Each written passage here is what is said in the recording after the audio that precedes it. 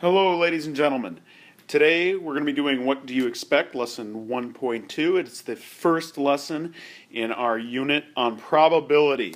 And probability asks the question, what might happen? Basically, we are trying our best to tell the future using math. This is where math and magic kind of come together a little bit. And our lesson today is called Red and Blue is the Winner, and the classwork is on page 7 and 8. And our ACE problems are going to be on page 3 through 10. I'm sorry, not page 3 through 10, it's problems 3 through 10, 20 and 22. 20 through 22. And your learning target is I can find theoretical probability. Okay, let's get started. All right. First off, we want to put this in our notes. Probability. And probability is the chance of an event happening expressed as a fraction. And it's expressed as a desired event over all possible events. And my example is a coin flip. If I'm trying to get heads, there is only one way to get heads out of how many total possibilities? 2. So the chance of getting heads is 1/2 or 50%.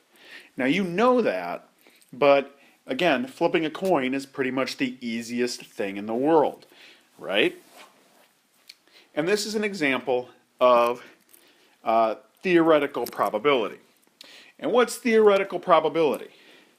Well, it is the chance of an event happening based around what could happen, what might happen, what we think will happen. And for example, I know a coin has 2 sides, one is heads, so what should I get? I should get 50% because I know there's only one way to get heads out of 2 possible situations. This is theoretical probability.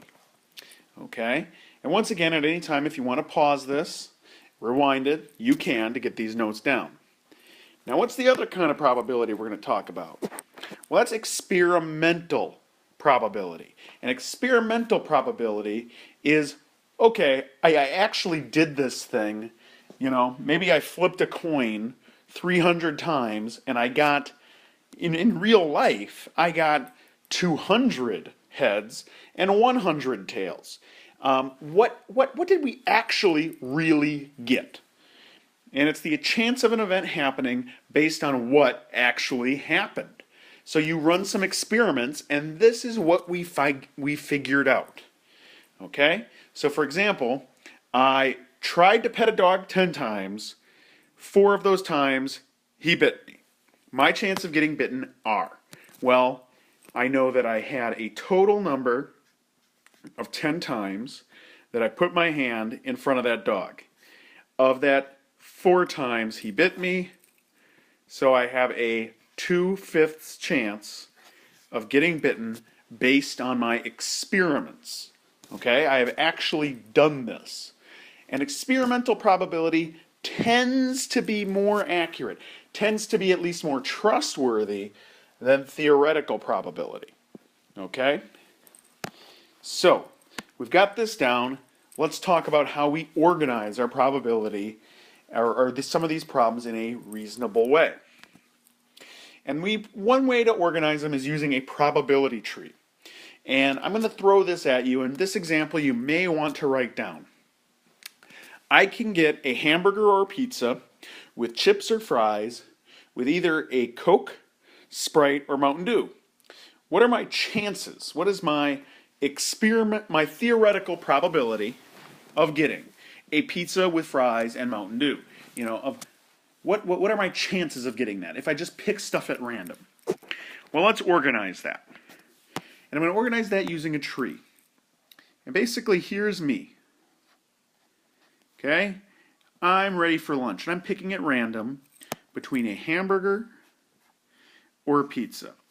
Right now, I have a 1/2 chance of getting a pizza or a hamburger. But now, I can get fries or chips. That's my second choice. And now, well, what are my chances of getting a pizza with chips? Or, I'm sorry, a pizza with fries. My chance of getting a pizza with fries is only 1 out of 4 possible solutions. So now I'm down to a 1 in 4 chance of getting a pizza with fries. Because I could also get a hamburger with fries, a hamburger with chips, a pizza with chips, and only one of those is a pizza with fries. Well, now let's add that last choice. I could get a Coke, a Sprite, or a Mountain Dew. Coke, Sprite, Mountain Dew. Coke, Sprite, Mountain Dew. Coke, Sprite, Mountain Dew. And in that possibility, I only have exactly one way to get what I want. Out of how many possible choices? I could get a hamburger with fries and a Coke, a hamburger with fries and a Sprite, a hamburger with fries and a Mountain Dew, I could get a hamburger with chips and a Coke, and so on. I have 1, 2, 3, 4, 5, 6, 7, 8, 9, 10, 11, 12 different possibilities. I only have a 1 out of 12 chance of getting a pizza with fries and a Mountain Dew if I just pick my order out at random. So doing this lets us kind of organize these thoughts, organize these in terms of choices. And this is probably our simplest and most useful tool for very simple probability problems. Okay, keep this in mind when you're doing the problems on the homework. And our homework again is on page 7 and 8, and then you're going to do the ACE problems 3 through 10 and 20 through 22. All right, have fun, ladies and gentlemen.